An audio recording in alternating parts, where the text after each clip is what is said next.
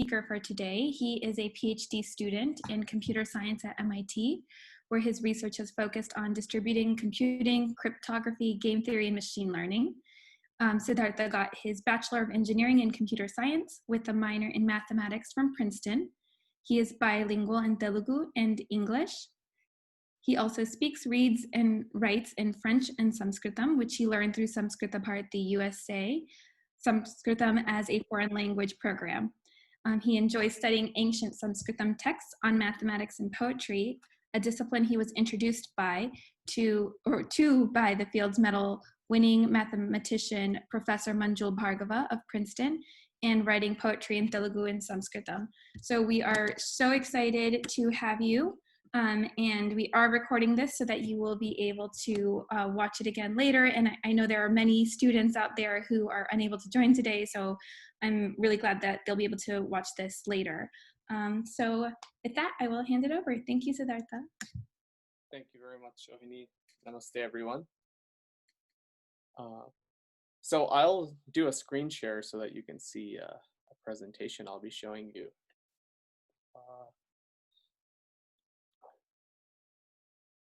Shohini, can you let me know if you see what I'm showing? I can see it. Wonderful. So namaste, everyone. My name is Siddhartha, and I'm about to tell you about Dvyarthi poetry. Dvyarthi is double meaning poetry that comes from a long and beautiful tradition starting in India. But before I start, I'll,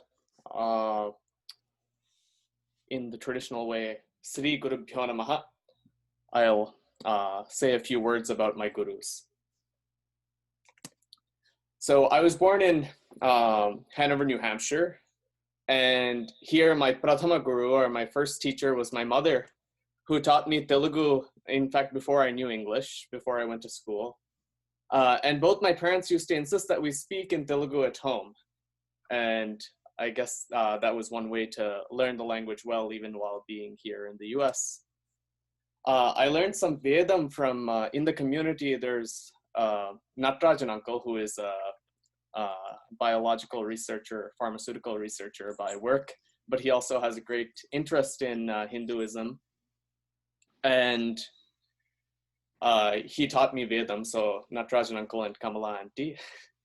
And currently I'm still learning Vedam from Sri Ramanaya in India. I learned some Sanskritam also through Sanskritam as a foreign language, the SAFL program of Samskrita Bharati USA. So Samskrita Bharati is based in Boston. And actually this is a wonderful program for high school students. It's a long distance program. It's over Skype, essentially over Zoom type thing. And you can learn Sanskritam as a second language. So I took it at my high school, Hanover High, as an independent study course. And I'm still pursuing Sanskritam and learning Sanskritam grammar right now through Vyoma Labs while I do my PhD in computer science at MIT. A PhD. So, research. Scientist. Neurology చేసేది కానీ ఎక్కడ computer science లో PhD at MIT. Okay, never mind. Okay. But we're here to talk about Dvyarthikavya. And so I actually didn't know about it for a long time, which is a real wonder because I have such an interest in language. But while I was in college, I incidentally ran into it while I was spending my time surfing the web instead of doing homework, I suppose. But the story of Dvyarthikavya starts back in the early 1500s when Sri Krishnadevaraya was ruling over the Vijayanagara kingdom in the southern parts of India. So here we have a picture on the right of a statue of Krishnadevaraya. And along with being an extremely successful king who protected the southern regions of India from invasion for a long time, he was also a poet. And in fact, one of the most renowned Telugu poets. And he wrote a work called Amukta Malyada, which is still available now. Looks like this. And apart from being a poet himself, he was a patron of poets. And in his court, he had 8 great poets known as the Ashta Ashta means 8. Dik is direction and Gaja is elephant. So there's this fable that there were 8 elephants in the 8 directions, the cardinal directions and the secondary directions, that hold up the world. So he named the poets in his court after these elephants as the Ashtadigajas. And the oldest of the Ashtadigajas is Alasani Paddanna, and the youngest is someone who maybe we've all heard of, is Tenali Ramakrishna. So very many people know Tenali Ramakrishna as someone who used to have a nice spirited and joking nature, but fewer people seem to know that he was actually one of the great poets of his time, and in fact one of the great poets of all time. But one among the Ashtadigajas was Pingala Surana. And Surana is the one that we're going to be focusing in on today. We won't be reading any poetry from his work because it's actually a very complex and beautiful work. But he is the one who introduced the notion of Dvyarthikavya by writing something called Raghava Pandaviyam. So Raghava is Rama, and the Pandavas are the Pancha Pandavas of the Mahabharata. So Raghava Pandaviyam was a poetic work which has this beautiful property. So it's a poetic work, and poetic works in the Indian culture, they are in chandas or in a meter. So this work is in meter, and it's about 50 pages long, and somehow it has the magical property of telling both the Ramayana story and the Mahabharata story. Raghava for Ramayana, Pandava for Mahabharata. So it's amazing. If you never heard about something like this, then you should take a moment to sit back and reflect. How is this even possible? So I'm telling you that he wrote 50 pages of poetry, which read just normally from beginning to end, depending on how you parse the words, either tells you the story of the Ramayana or the Mahabharata. And that's what Pingala Surana was able to do. So it was an amazing feat. And after him, taking inspiration from him, there have been other attempts to do such a thing. So why is it called Dvyarthikavya? Dvyarthikavya breaks into Dvyarthikavya. Dvi means 2. So this is all Sanskritam. Dvi means 2. Ardha is meaning, and kavya is poem. So Dvyarthikavya means 2 meaning, poem. And how is he able to do this? Well, he uses samasam, which is compound words, and sandhi, which is liaison, or a more sophisticated form of liaison that you find in Indian languages. And a good illustration of this with a word that we probably all know is take the word Maheswara. So Maheswara, meaning Shiva, is composed of actually 2 words. Maha, meaning great, and Iswara, meaning the one who controls. So the sandhi here is when the 2 words come together, Maha and Iswara, we don't hear the A at the end of Maha or the E at the beginning of Iswara, but instead we hear an A in Maheswara. So that's an example of sandhi. And such sandhis are found manywhere in Indian languages. When words come together, the beginning and end transform a bit. And quite beautifully, sometimes you have different words which can come together which sounded different initially, but when they're put together, they sound the same and now have 2 different meanings. Samasam is compound word. So sandhi is the phonetic change, the change in how the word sounds, while samasam is a meaning change. So when we put Maha and Iswara together into Maheswara, we get a single word with a meaning that combines the 2. So apart from using these linguistic tools, Surana also extensively used stories from our heritage, our Puranas and our Itihasas, Ramayana and Mahabharata, and all of the stories in the Hindu canon. And he uses things that come out of these stories and brings nice meaning out of them. So without further ado, I'll soon get into actually a Dvyarthikavya that was written by me called Rameswarastuti, which will hopefully show you some of the beauty of Dvyarthikavya and also bring out how some of these components can come together to say something meaningful. So when I told my sister, my akka, that I was putting together this talk, she asked me, did Pingala Surana ever talk about what techniques he used to create these two meanings? And so here I give you the Telugu padyam, the quatrain, where Surana describes how he gets two meanings out of the work. Because the talk is in English, I won't read this poem, but the key word that we should all remember, the vocab word, is slesha.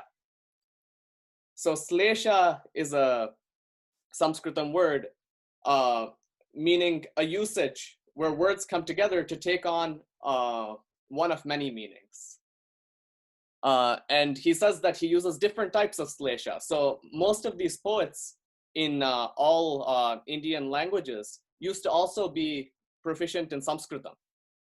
So he uses in the poem Samskrita slesha, where it's purely based on Sanskritam meanings. Andhra slesha. Andhra slesha means Telugu slesha. So Telugu is the language that he was writing in. So two meanings that come out of Telugu. And Sanskrit Andhra slesha.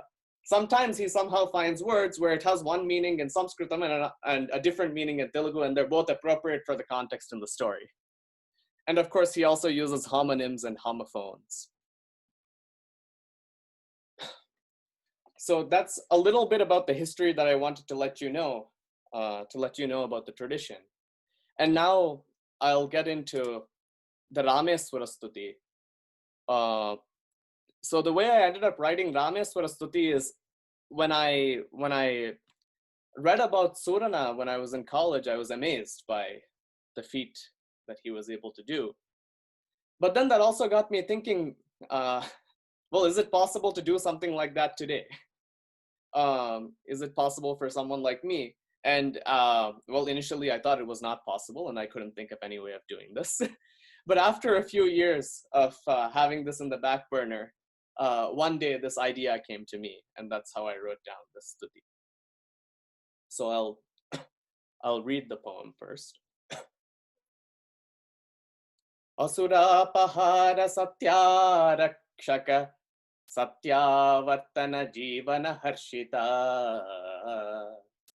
kshirabdhija svikara sridhara srikara varada sada soham. So that's what the poem sounds like when you read it. And now let me explain to you the meaning. And maybe you're all wondering, how do you get two meanings out of this? And maybe if you're not a Telugu or a Sanskritam speaker, you're wondering, how do you even get one meaning out of this? So I called it Rameswarastuti because it has one meaning to do with Rama and another to do with Isvara or Siva. There's this Annamacharya Kriti that comes to mind. Annamacharya writes, Enta matramuna yavvaru talachina anta matrame neevu. Meaning of God, how much ever or in whatever way you see God, he appears to you in that way. And Dvyarthikavya reminds me of this writing of Annamacharya, because depending on what you wish to see in the kavyam, that's what you see. So here's the Vaishnavatham to do with Rama. Asurapahara satya rakshaka. So this breaks into Asura, apahara, sati, and arakshaka. So what does it mean? Asura means Rakshasa. Or in this case, because we're talking about the Ramayana, who's the most prominent Asura there? Well, it's Ravana. So here it means Ravanasura. Apahara means stolen or kidnapped. So Asura Apahara is one who's kidnapped by a Rakshasa. And who is that? Well, that's Sita. Right? Sita Devi in the Ramayana is kidnapped by Ravana and taken to Lanka. Sati means wife. And Arakshaka means protector. Raksha is a word that's very common. We hear it in all of our Indian languages a lot. Arakshaka is derived from Raksha, and it means protector.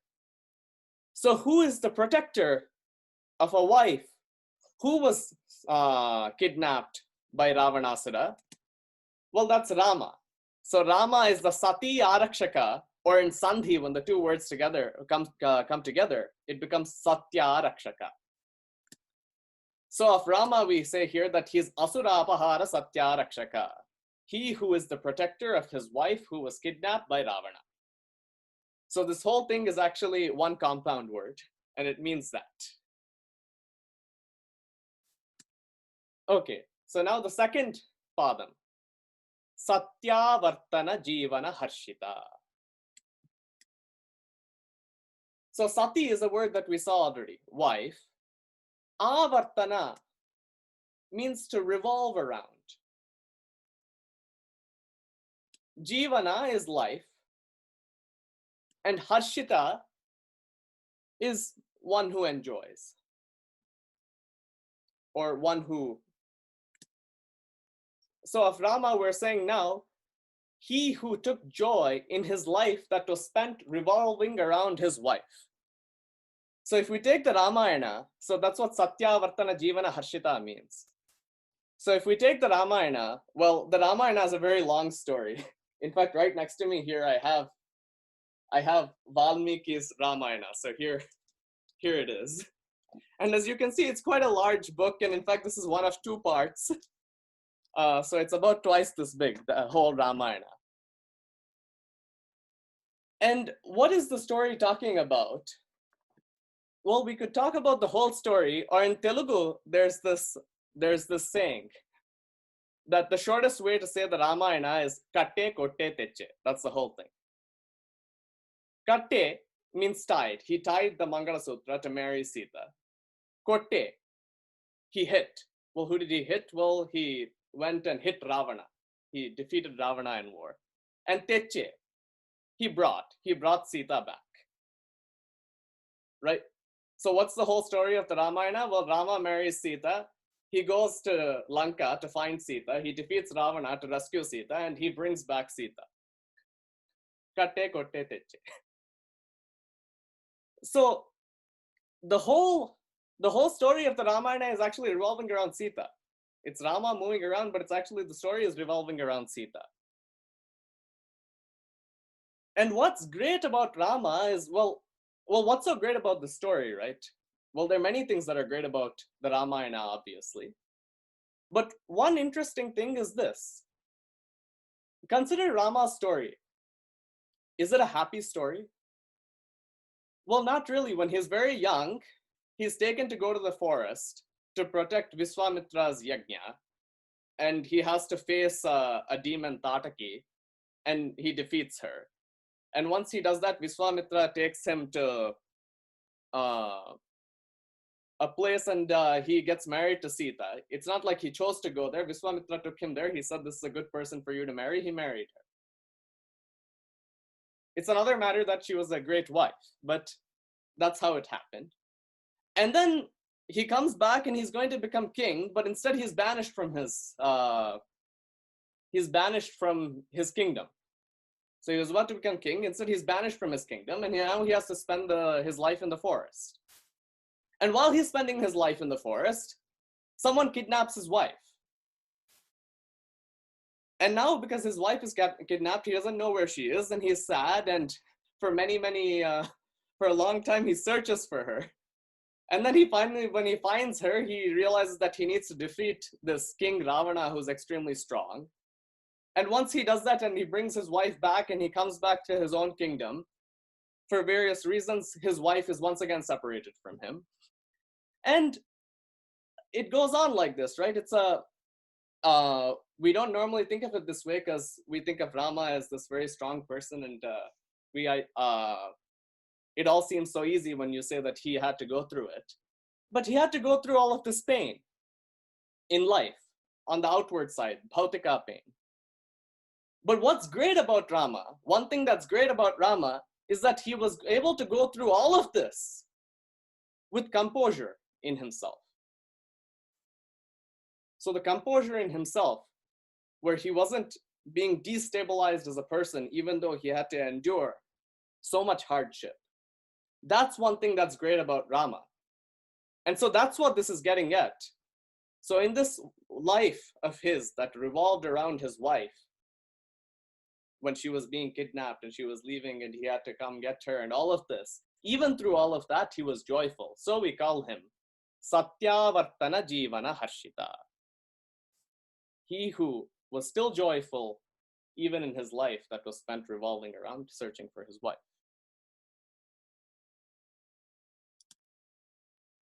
So what's the third line?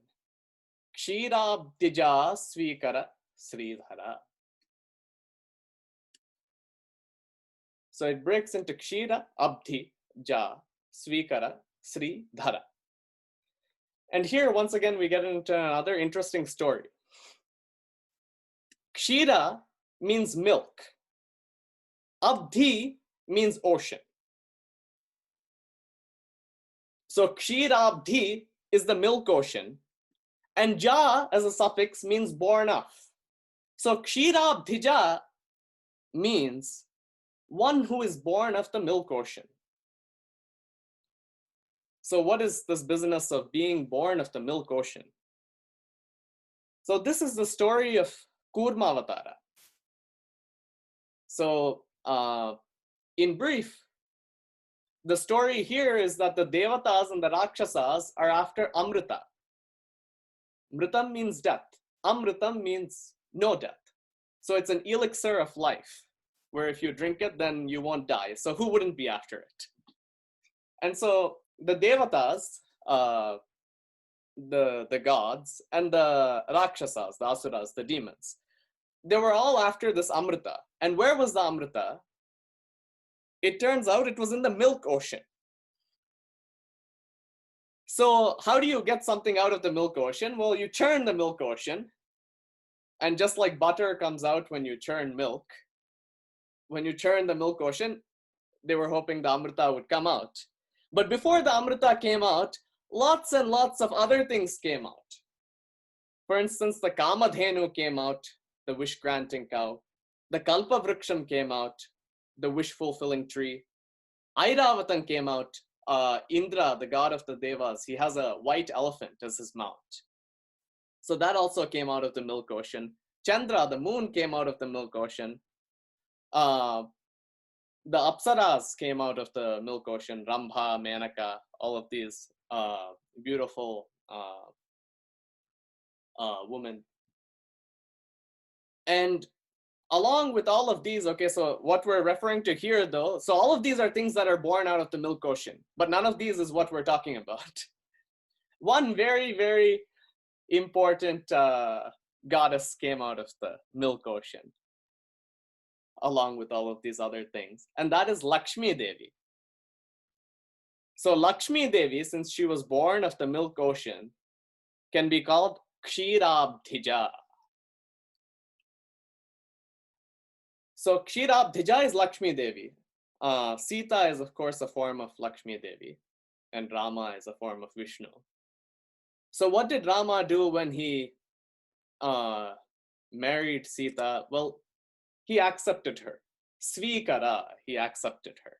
So Kshirabdhija Svikara is one who accepted she who was born out of the milk ocean. And he accepted her and he married her. Sri. Sri means Lakshmi. In fact, Sri has many meanings. And when I tell you about the Saiva, I'll get into a bunch of the other meanings. But probably the most famous meaning of Sri is Lakshmi. So that Lakshmi, Dhara, he held in his heart, he married.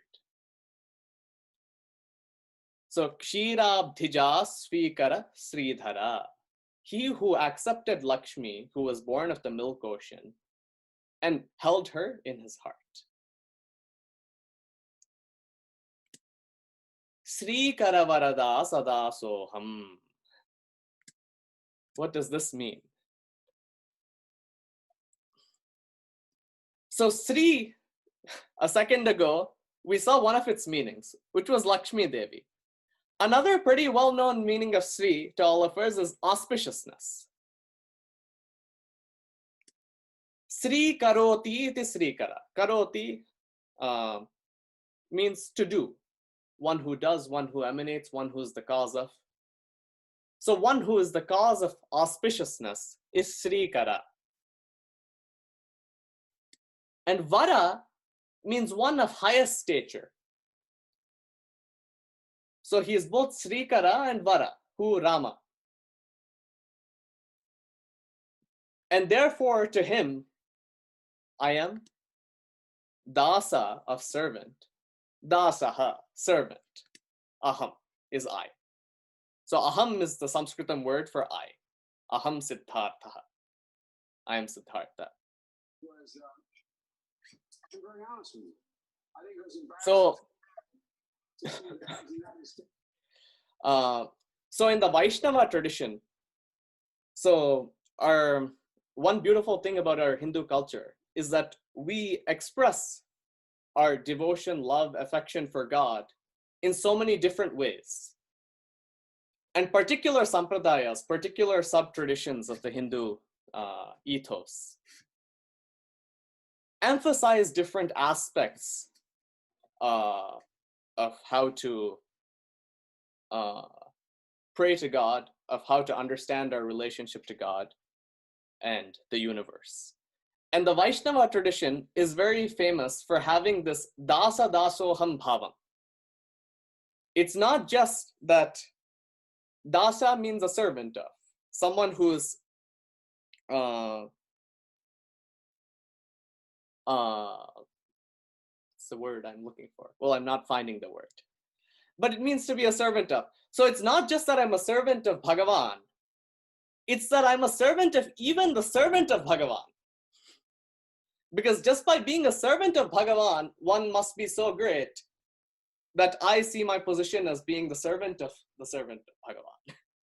So that's the bhava here, to say dasa dasoham. So Sri Karavarada Sadasoham.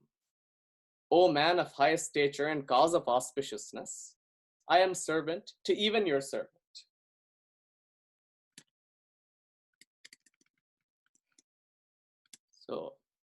So here's the full meaning of the Vaishnavatham. He who is the protector of his wife who was kidnapped by Ravana, he who took joy in his life that was spent searching for his wife, he who accepted Lakshmi, who was born of the milk ocean and held her in his heart. O man of highest stature and cause of auspiciousness, I am servant to even your servant. So now we went over the Vaishnavadha of this, and hopefully it's very clear to all of us how this whole slokam is, this whole padyam is about Sri Rama. And now I say to you, this padyam is actually about Siva. If you change your focus and read it a different way, it's actually about Ishvara. So let's see how that's done. By the way, if anyone has a question or something, you can feel free to interrupt me and ask, or if you have a comment to make, feel free to interrupt and make a comment also.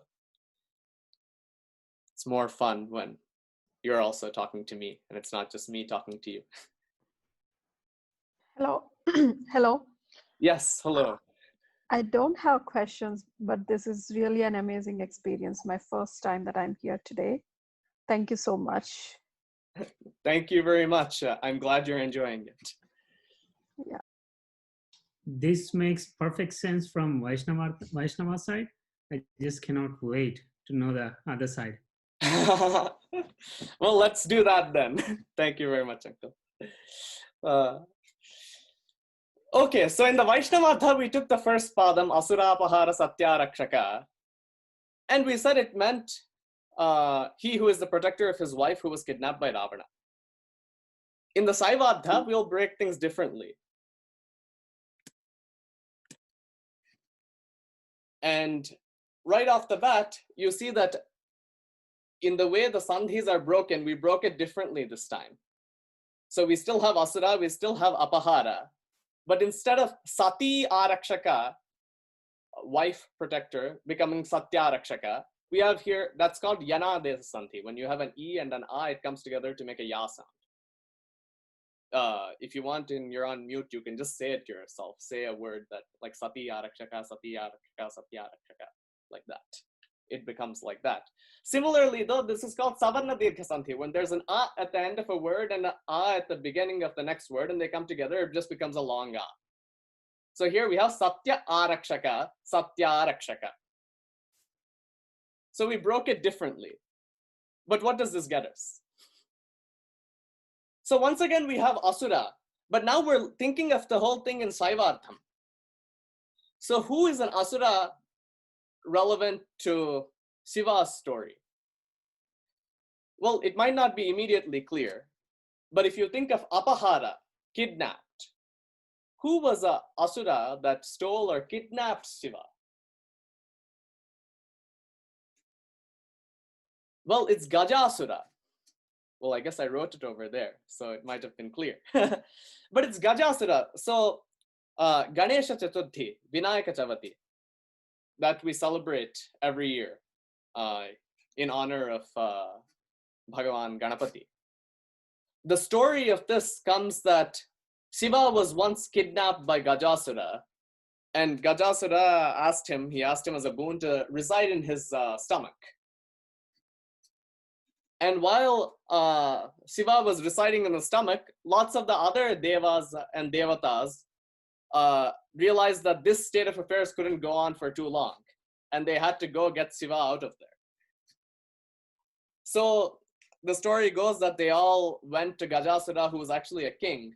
He's called Gaja Asura. Gaja means elephant. He's called Gajasura, and Asura is Rakshasa. He's called Gajasura because he had an elephant head, and he was a big king. And so all of these other devatas, they went and they put on a big dance and fanfare. And then Gajasura said to them, "Oh, I'm so happy to see all of this. I give you a boon. Ask for what you want." And they said, "Okay, we want Shiva." And then Gajasura realized, oh, all of these people, they know what I was up to. And well, Shiva is in my stomach. So if I need to give them Shiva, he'll come out of my stomach. And I'm going to die. So he told Shiva, okay, now you can come out. I'm going to die because you're going to come out of my stomach and break my body open. But once that happens, please see to it that my head is given an eternal place. And Shiva says, okay. And he comes out, Gajasura dies.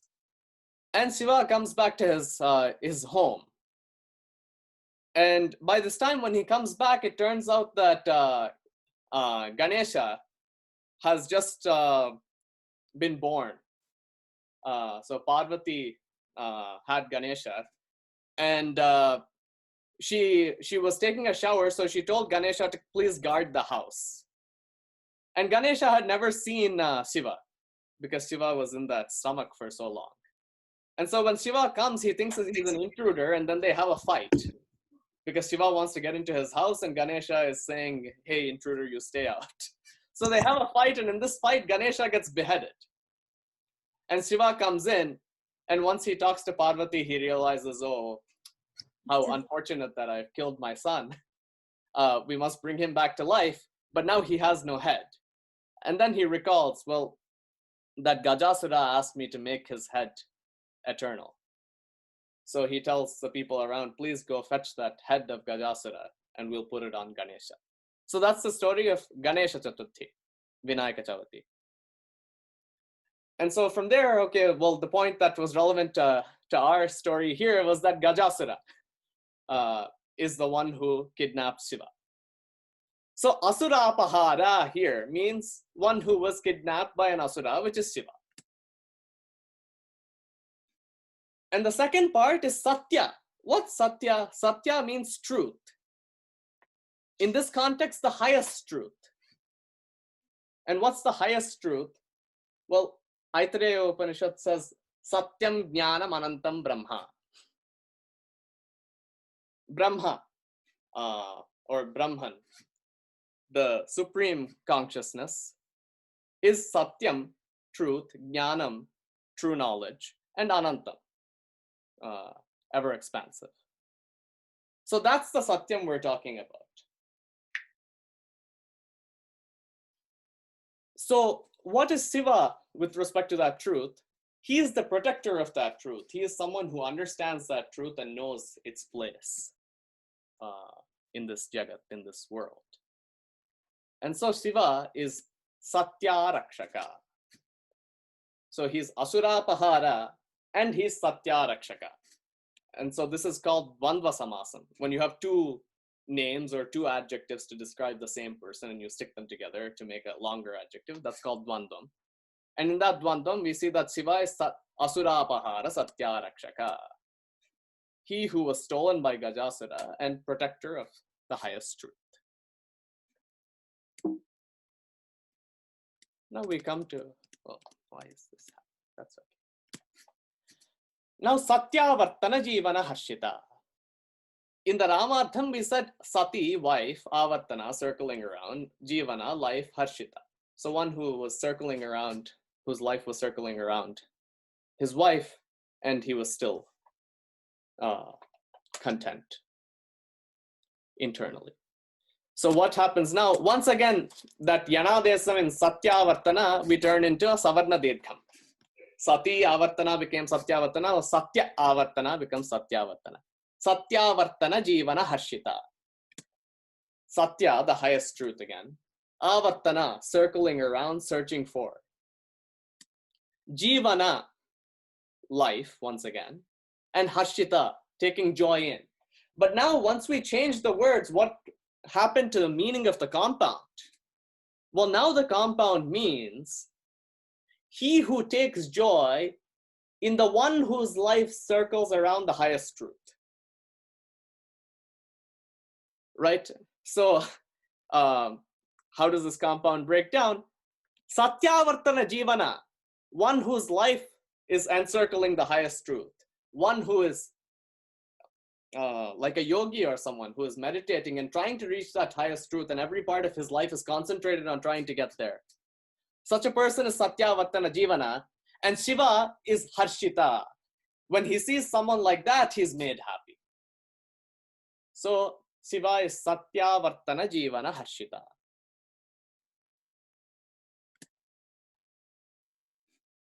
Kshirabdhija Svikara Sridhara. So here actually it turns out, so previously we said Kshirabdhija is one born of the milk ocean, Svikara is the one who accepted that, and Sridhara is one who held that, or held not necessarily in your hand, but in some way. I don't know how to translate this word from Telugu/Sanskritam into English, apart from held. So it turns out in the Saivartham, we break it the exact same way. But now here's where we use a different type of slesha. We're not having a different sandhi here. But there's a different way to derive meaning of these words. So Kshirabdhija was born of the milk ocean. We went over previously lots of things that were born of the milk ocean, right? Kamadhenu, Kalpavriksham, Airavatam, Chandra, Apsaras, Lakshmi. But it turns out the thing relevant here is none of those. And neither is it the Amritam that they were searching for when they churned the milk ocean. So all of this stuff was coming out of the milk ocean. So let me continue that story of the milk ocean for a bit. So all of that stuff was coming out of the milk ocean. But before the Amrita, which was the elixir of life, came out, something else came out, which was pretty much the exact opposite of what they were looking for. And that was the Kalakuta Visham. So Kalakuta Visham, or Hala Halam, was this extremely powerful poison. So they were looking for this elixir of life, but after getting lots of things that they weren't necessarily looking for, good, bad, generally good, this Kalakuta Visham came out. And then they all started running, right? I mean, this is a deadly poison that came out. So they all started running, and they were, well, there's no time to keep churning for the Amritam if you're about to die. And so it wasn't just the people churning the milk ocean, the Devatas and the Rakshasas that were running. I mean, this thing was pervading the worlds, and it was posing a mortal threat to everyone. And so in that stage, Shiva stepped in and he said, I'll take this. So the various nice things, there were lots of people who were happy to jump in and take them, like Indra was happy to grab the Airavatam. But this no one wanted, and Shiva said, that's okay, I'm going to go and take it. And then he ingests it. Well, he doesn't ingest it, he swallows it, that's the word. He swallows it, and without ingesting it, he holds it in his throat, in his kantha. So that's the that's part of the story of the milk ocean, and that's up to the point we'll go. And once he does that, well, the rest of the remaining story of the milk ocean is they finish churning it, the Devatas and Asuras, once the Kalakuta Visham is gone. And the Amritam eventually comes out. And then the story goes from there, and I encourage you to read it if you don't know the story. It's a very nice story that continues from there in an exciting way. But for now, we know that the Kalakuta Visham, that poison came out, and Shiva took it. So he is the Svikara of that Kalakuta Visham, which was Kshirabdhija, born of the milk ocean. And now we're once again saying Sridhara. So Sri, if it meant Lakshmi, then Shiva is not the husband of Lakshmi. That would be a grave error to say that. So we must somehow be meaning a different meaning of Sri here. So it turns out that Sri is a word with multiple meanings. So as we already saw, it means Lakshmi, it means auspiciousness. Another meaning of Sri is spider. So probably many of you might not have heard of Sri as meaning spider, but there's this Punyatirtha, there's this Punyakshetra in Andhra Pradesh called Sri Kalahasti. Sri Kalahastiswara is the form of Shiva that is in Sri Kalahasti. And here, Sri means spider. The story goes there that there was a spider, a serpent, and an elephant that used to do puja to the Shiva. The spider is called Sri, or Sri is a name for spider, generally. Kala means serpent, and Hasti means elephant. And so it got the name Sri Kalahasti. So Sri, one meaning of it is spider, but that's not the meaning here either. The meaning we're interested in here is Sri, which means Lakshmi and auspiciousness, surprisingly also has another meaning, which is poison. We see this, for instance, in Rukmini Kalyanam, the story of the marriage between Krishna and Rukmini. In Telugu, when it was written in Telugu by Bamera Potana, he writes Sri Kanthatsapa Khandana of Rama. So he was, this was a stuti again. Before he wrote the story, he wrote this in praise of Rama. It's traditional actually to write in praise of some god before you write any story. So this was in that stuti padyam. And he writes Sri Kanthatsapa Khandana. Tsapa is bow. Khandana is one who broke. Sri Kantha, actually the same meaning as here. The one with Sri, poison in his Kantha, throat. So Shiva. So Rama breaks Shiva's bow in order to marry Sita, right? So referring to that, he writes Sri Kantha Chapa Khandana. Pakari Vinuta Pramukha Bhandana Vilasat Kakutsa Mandana Rakendu Yasho Vishala Raman Rupala. That's the rest of the padyam, and I won't go into that now because it's not our current padyam. So that's the Sri here, the Kalakota poison. And Dhara, he held it, not in his heart, but in his throat. So Kshirabdhija Svikara Sridhara, he who accepted the Kalakota poison, which was born of the milk ocean, and held it in his throat. Parameswara. And then Sri Karavaradasa Dasoham. In the Vaishnavadha, well, we were just talking about the different sub-traditions in Hinduism, and how the Vaishnava tradition is a lot into this bhakti bhava.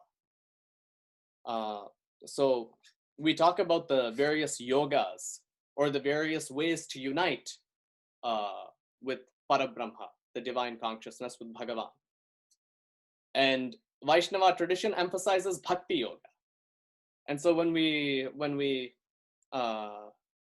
wrote the Vaishnava meaning, we saw to it that it has a bhakti yogic sense to it, where we were saying servant of servant I am. But the Saiva tradition emphasizes jnana yoga, right? We saw that also a bit at the beginning here, where we were talking about satya and jnanam. Of course, one of the mahavakyas in the Vedas, in the Rig Vedam, prajnanam brahma. Prajnanam means that jnanam which is prakrishtam. So, loosely speaking, the greatest jnanam is prajnanam. And that knowledge, that greatest knowledge, is actually just Brahma. That's what the Rig Vedam is saying. That greatest understanding of the universe is Brahma, is Paramatma. Prajnanam Brahma. And the Saiva tradition emphasizes this jnana yoga, this understanding as a means of reaching Bhagavan. So now if we're saying dasa dasoham, I'm the servant of your servant, that's the wrong bhava to be emphasizing here. So how do we emphasize the other bhava? How do we get that out of the same compound? So here we change the way that we broke up the word once again. And previously, what did we do? Previously, we had Sri Karavara Dasa Dasoham. Dasa Dasaham. And here we have Sri Karavara Da Sada Saha Aham. Okay, so I'll explain what these words mean, but you see that there's a different way of breaking it. And Sri, once again, here we use it in the context of auspiciousness. And Kara is once again emanator, giver, doer, etc. Vara means boon, right? We say that someone did tapas and then God came and he gave him a vara. Why does it mean boon? Well, it actually means boon because of the previous meaning we discussed. The sort of pure technical meaning of vara is that which is greatest. When you're given a boon, you can choose whatever you want. Well, you'll choose what is greatest to you, right? And so vara got the meaning of boon also in this way. But this is a very common meaning of vara. So Sri Kara Vara. So, and then Da.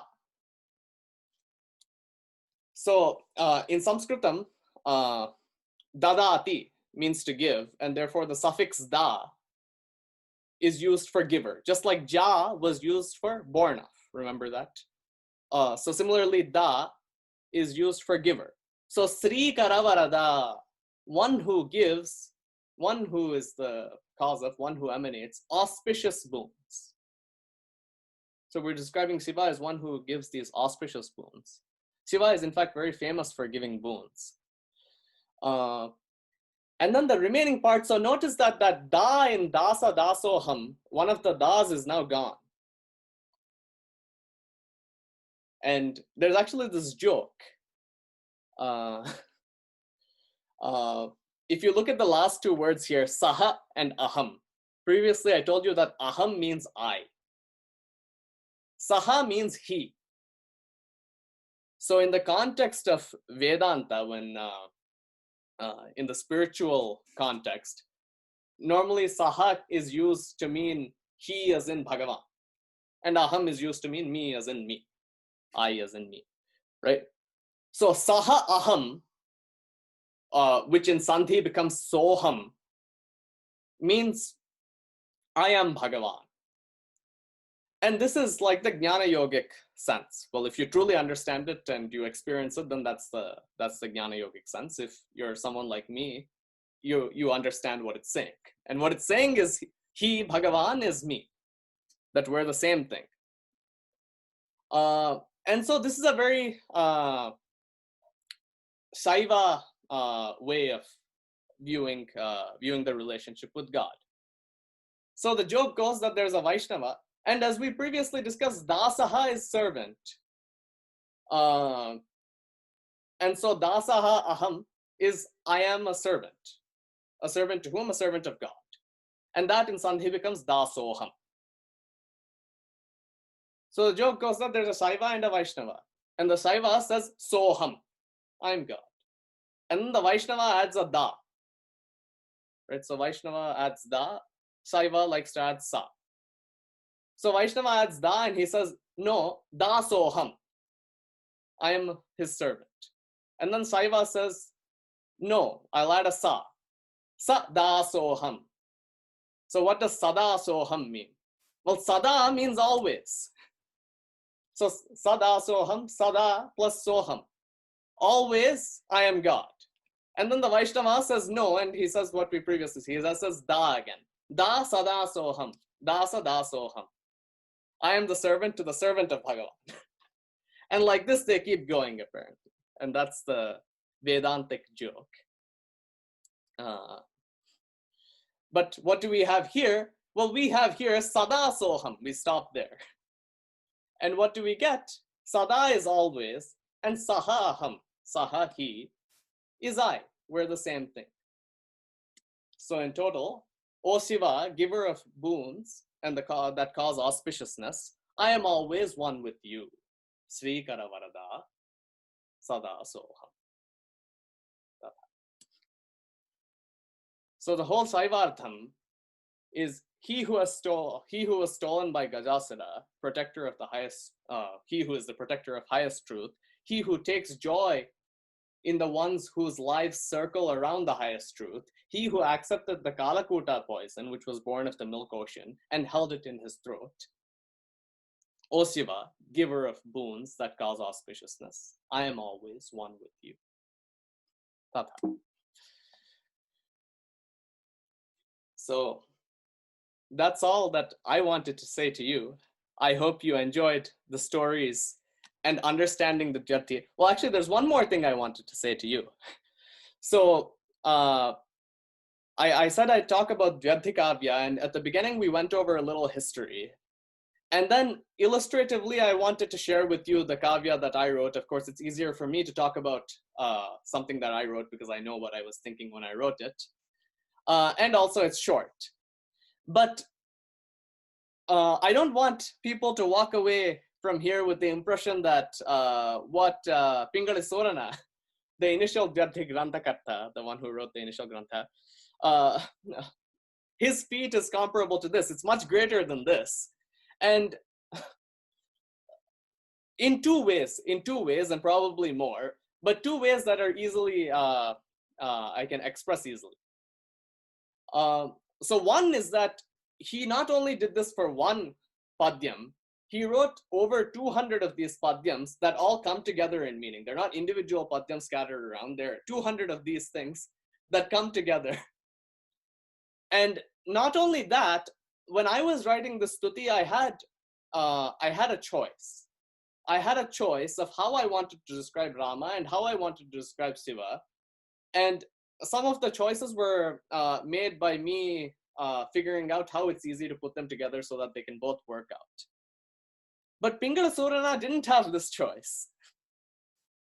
Because the Ramayanam and the Mahabharatam are millennia older than Surana. And he knew that what he wanted to do was put together these two great itihasas. So the stories were already fixed for him. And somehow when the stories were fixed and huge, he was still able to bring them together and bring both of those meanings out in one Mahakavyam, in a Prabantham. So I wanted to say that about Pingala Surana's work. So if any of you ever gets the opportunity to read it, that would be, of course, a wonderful thing. And if any of you has already read it, I've only read part of it up till now. I would love to talk to you about that. And with that said, Shubham Bhuya. Namaste. So that's the end of what I wanted to say. So please let me know if there's questions, comments, general discussion people want to have. Yeah, quick comment is this was just excellent. And how long it took for you to come up, write something like this? So I guess there are two answers to this. I mean, latently in my head, it was there for a while. But the actual writing of this, actually, it's a funny story. This was after I was at MIT. I biked back. So I'm a PhD student, so I stay late in the lab playing with people and doing work and all of that. And I biked back home and I was taking a shower, and pretty much all of it came to me in the shower. And then I wrote it down. Wow. But thank you very much. I'm glad that you enjoyed it. Yeah, we certainly did. Sakit may have a question about the last line in the Saivartham. Yeah, in the last line, how does Saha and Aham become Soham? Oh, so for those of you who don't know, Saket is in a Sanskritam class I teach. So we'll actually cover this at some point. There's something called Visarga Sandhi. So Saha, the last part of that is a Visargam, right? And in general, when such a Visargam interacts with an A in the coming word, it turns out that it becomes an O sound, as in Sivaha Aham Sivoham, Dasaha Aham Dasoham, Saha Aham Soham. So we'll study that. So actually Sandhi itself, there are two ways of thinking about Sandhi. One is, I'm saying it to you as if it's a rule, right? Like, but really the way that Sandhi initially came about is that if you start speaking quickly, so we who are beginners speak Sanskritam quite slowly. And so we're slowly putting together the words and we say Saha, Aham, Asmi, like this. But the way Sandhi initially came about is people who are fluent, they speak quickly. And as you speak quickly, words actually start colliding together. And the empirical behavior, how it actually happens when people say it and say it quickly, is what the grammarians wrote down. So grammarians of Sanskritam, these rules that we talk about, they're not that some person sat down and he wrote down, okay, it must be like this. It was just someone who was observing how other people speak and how words come together when they interact. And then he just wrote down how it happens to happen. So in some sense, you don't even need to memorize this rule or something. Once you become more fluent and start saying it, it'll just slur together that way, even in your own speech. I guess as a side note, or what should be a main note, but a side note to this conversation, I was just referring to the grammar of Sanskritam. And so the descriptive grammar of Sanskritam is actually one of the oldest grammars. And I mean, it's surely the oldest grammar of any language that's spoken today. And it was amazingly written down in a very formal way, in a algorithmic way, 2,500 years ago or earlier, at least 2,500 years ago, so 500 BC or earlier, by this great man named Panini in a book called the Ashtadhyayi. In fact, I have it right here. So he wrote down the entire grammar of Sanskritam in 4,000 rules that fit in this little book over here, which is called the Ashtadhyayi, meaning 8-chaptered one. And in fact, one could give multiple talks about this, but an important note for us all to remember, I guess, is that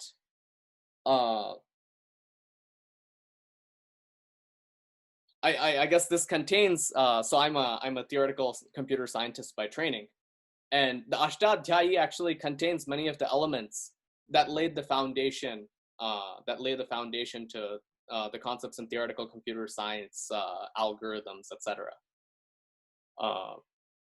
And I would like to say more about this, but I think it's hard to say a lot right now in a short span of time. So perhaps later, if we talk about that, that would be a beautiful thing to talk about. So thanks, Saket, for the question.